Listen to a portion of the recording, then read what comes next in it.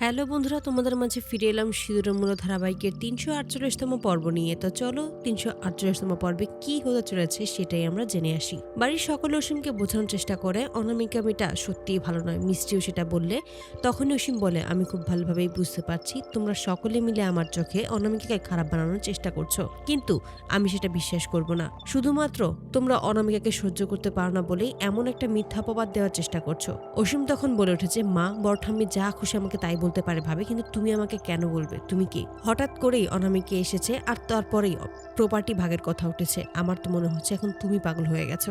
ঠিক তখনই অর্জুন চিৎকার করে উঠে বলে যে, তোর সাহস কি করে হলো? তুই আমার স্ত্রীর সাথে এভাবে কথা বলছিস?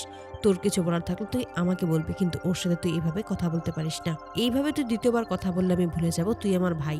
সকলেই চলে গেলে অনামিকা তখন বলে, দেখেছো আমি কি করতে পেরেছি? দুই ভাইয়ের মাঝখানে ফাটল তৈরি করেছি। মিষ্টি বলে যে, তোমাকে আমি একটা ডাক্তারের নাম্বার দেব, সে পাগলের খুব ভালো চিকিৎসা করতে পারে। তুমি ভুলেই গেছো অসীম লন্ডন চলে যাবে। তখনই অনামিকা বলে যে, সেটা কোনোদিনও হবে না। আমি থাকতে অসীম কোনোদিনও এই সম্পত্তি ছেড়ে বাইরে চলে যেতে পারবে না। তখনই মিষ্টি প্রিয়ার সম্পর্কে কিছু কথা বলে অনামিকার সামনে। এতে করেই অনামিকা একটু চুপ হয়ে যায়। মিষ্টি চলে যেতেই বলে যে, এর আবার মাথা খারাপ হয়ে যায়নি তো? তারপরে এবার ভাবে এ আবার আমার ব্যাপারে কিছু জেনে ফেলেনি তো?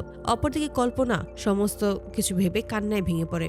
অপরদিকে নন্দু ওরফে মিষ্টি রজনীকে এসে বলে যে, তুমি মা আর বড় ঠাম্মিকে মন্দিরে নিয়ে যাও, সেখানে গেলে ওদের মন ভালো হয়ে যাবে। চুপি চুপি পরে অনামিকার ঘরে আসে। অনামিকা তখন বলে, তুমি নক করে ঢুকতে পারো না? তখনই নন্দু ওরফে মিষ্টি এসে বলে যে, আপনার সাথে একটা গোপন কথা। আর সবার বিরুদ্ধে অনামিকার কাছে কথা বলে নন্দু, আর এমনভাবে কথা বলে যেন নন্দু তার দলেই রয়েছে। নন্দু তখন বলে, আপনি এমন একটা কাজ করবেন তাতে করে অসীম স্যার আপনার হাতের মুঠোয় চলে আসবে আর সমস্ত রাজত্ব আপনার হাতে। এতে করে আরো খুব খুশি হয়ে যায় অনামিকা। অপরদিকে দেখা যায় প্রতাপ অর্জুনকে কথা বলতে আসে। তখনই অর্জুন প্রতাপকে বলে যে, তুমি অসীমকে কিছু বলো না, ও সত্যি তোমাকে খুব ভালোবাসে বাবা। এই কথা আড়াল থেকেই শুনতে পায় অসীম আর বলেছে, আমি তোমাকে খুব বেশি বিশ্বাস করি অর্জুন ভাই, কিন্তু আমি কি করব? আমি তো অনামিকাকেও বিশ্বাস করি, আমি কোনোভাবেই তো এটা ভুলতে পারছি না। অপরদিকে সমস্ত জায়গায় অনামিকা বাড়ির কাগজ খুঁজতে থাকে, কিন্তু কোথাও খুঁজে পায় না। হঠাৎ করে একটা ছবির সাথে ধাক্কা খেয়ে সেখানেই দেখতে পায় একটা লকার রয়েছে। তাই নিজের মাথার ক্লিপ দিয়ে সেই লকারটা খুলে এবং সেখানেই সমস্ত পেপার পেয়ে যায় আর বলেছে, এবার সমস্ত কিছুই আমার।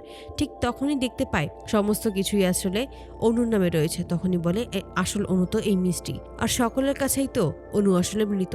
তাহলে এখন আমি কি করব? আর আমিও তো প্রিয়া থেকে অনামিকা হয়ে এই বাড়িতে এসেছি। তখনই লাইট চলে যায় এবং প্রিয়া শুনতে পায় যে তার ভয়েসেই কেউ কিছু বলছে। এতে করে বলে, এটা তো আমার গলার আওয়াজ, আমার গলার আওয়াজ এখানে কে বলছে? ঠিক তখনই মিষ্টি প্রিয়া সেজেই অনামিকার সাথে কথা বলতে থাকে। এতে করে অনামিকা একটু ভয় পেয়ে যায়। তো বন্ধুরা, তোমাদের কি মনে হয় এবার কি ভয় দেখিয়েই অনামিকার মুখ থেকে সমস্ত সত্যি বের করবে মিষ্টি? কমেন্টে জানাতে ভুলো না। ধন্যবাদ।